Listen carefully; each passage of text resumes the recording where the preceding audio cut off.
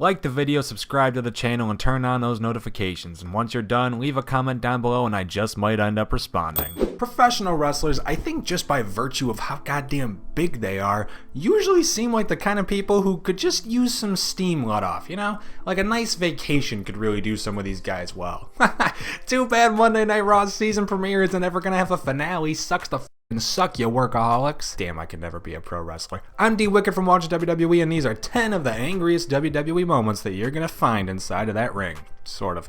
Number 10, Brock Lesnar commits child abuse. And speaking of that Raw season premiere, wow, was it a strange show. It didn't just feature one of the most bizarre main events I'll ever see in my life, and oh, we'll get to that trademark, but it also gave us the long-awaited in-ring return of Rey Mysterio's son, Dominic. And while he still isn't fully there in wrestling yet, he sure as shit can take a bump nowadays. And bump he did, as a pissed-off Brock Lesnar aimed to make a statement by not just murdering Rey Mysterio, but then reanimating his corpse and forcing Rey to watch as he then murdered his own child. Hooray for double homicide. Probably not the best joke you can make on a pro wrestling channel. Look at the straight. Oh! We'll break his back! Come on! Number 9, Sammy gets spooked. Samoa Joe conveys emotion better than a good number of actual actors, in my opinion, so it really shouldn't come as a surprise to see him popping up on a list like this, especially when his 3 modes include Calm Before the Storm, and the fucking Hurricane, not that one.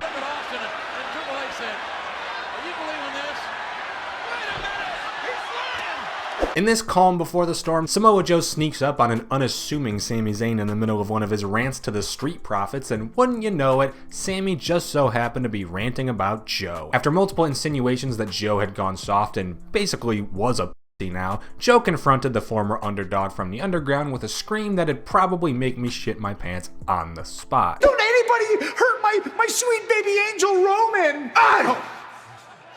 Number 8, Cole shuts down Booker. I'm sorry guys, I lied to you. Not all of these moments are gonna take place inside of the ring. I mean, technically none of them have even been inside the ring yet. Whoops.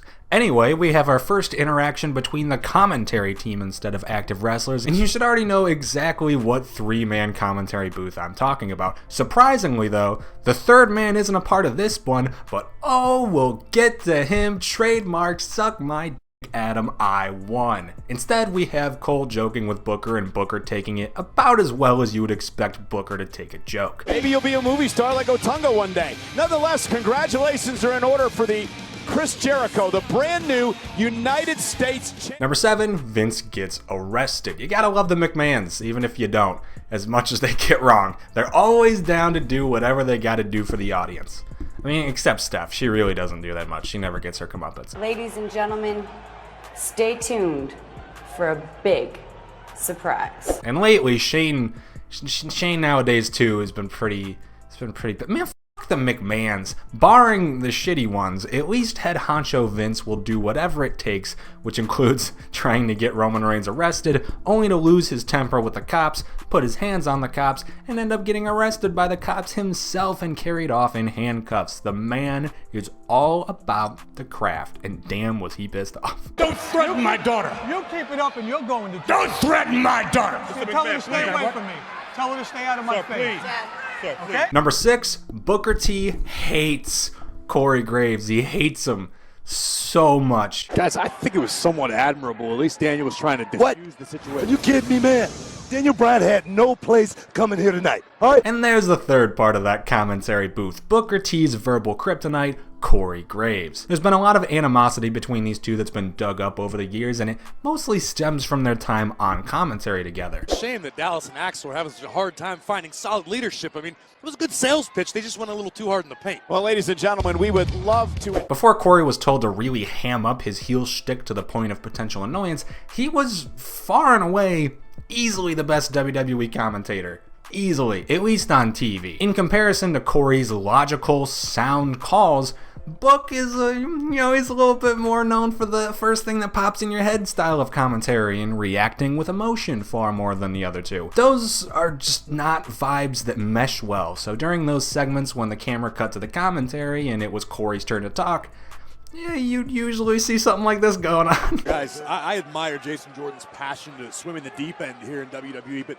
when you're swimming in the deep end, you've got to beware of the sharks. Number 5, Joe and Brock's brawl. One of the best brawls we've seen in years, also has some of the best emotional value behind the madness, as Samoa Joe versus Brock Lesnar seemed like the first true fair fight of sorts for a Lesnar match. Joe was similarly ballsy, unflinching, and was not ever seen backing down, not a single time during their feud, which I don't think has ever happened. Not even Seth was never backing down. Thanks to this and some well done build-up, the Go Home Raw featured an epic brawl that took the entire goddamn locker room to try and halt, and wow, these guys know how to look mad. They're real good at that.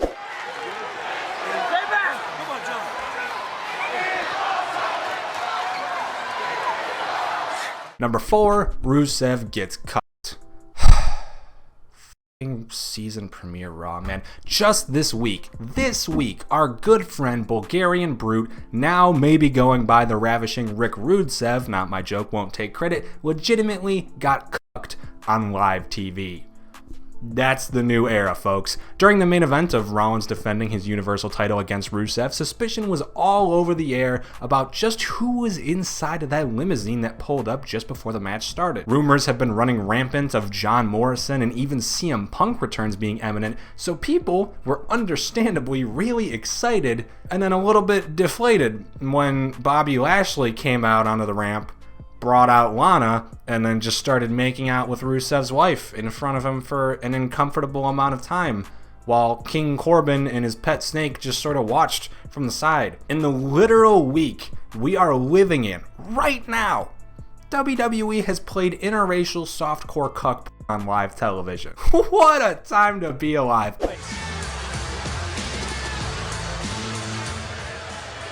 Number 3, the salmon jacket. The 3 most infamous words of Mark Henry's career, mostly because sexual chocolate is only 2 words. The salmon jacket is an iconic little nugget of WWE's recent history. While Henry has officially retired by now, he pulled one of the greatest stunt heel turns I've ever seen when he came out dressed up in a salmon jacket, got emotional for the crowd, and straight teased his own retirement. John Cena came out and tried to honor the legend as best he could, only for Henry to turn on John, World's Strongest Slam, the then WWE champion, and removed that fucking salmon jacket.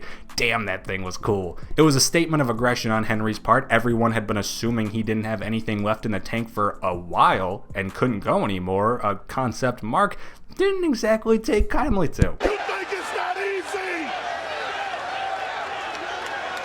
I got a lot left in the tank. Number 2, Braun murders Ellsworth. You remember James Ellsworth, that little chinless thing that just sort of showed up one day, feuded with AJ Styles, then fucked Carmella before allegedly sending dick pics to little kids? Good times. One of his highlights had to be the entire Raw vs. SmackDown feud, the first proper Survivor Series matchup of the new brand split. While Ellsworth had great moments with Ambrose and getting called out by Jericho was especially funny, but man, this was still in Braun's infancy stage. He hadn't really developed any layers to his shtick besides big, tall, and fucking pissed fucking always. Braun did not take very kindly to James Ellsworth interfering on SmackDown's behalf, and he got his revenge tenfold. That's fair to say. Shady may be missing a head after this. Oh my God! Set up the stage by Strowman through the equipment out there. Number 1, Braun. And number 1, Braun stops Elias's limo. Even though he was angrier more often in the past, we still do see glimpses of that former monster that was, and truth be told, that's never going to go away. Braun has a lot of value in looking mad, since looking mad while doing strong shit tends to translate pretty well on television, and Braun is indeed very good at doing the strong shit. Prime example, Elias is trying to get out of facing Braun in a match and attempts to leave the arena via limousine. Braun, with the unhappiest of faces possible, stands there behind the car and doesn't even budge, with the cameras clearly picking up the tires, legitimately spinning madly. That's not just anger. That's fucking incredible. Braun Strowman is actually the real life Hulk. I told you I'm not finished with you! Oh my God! And those are the 10 angriest WWE moments in the ring. What are your thoughts? Let us know in the comments down below. After liking the video, subscribe to the channel with notifications, ring that bell.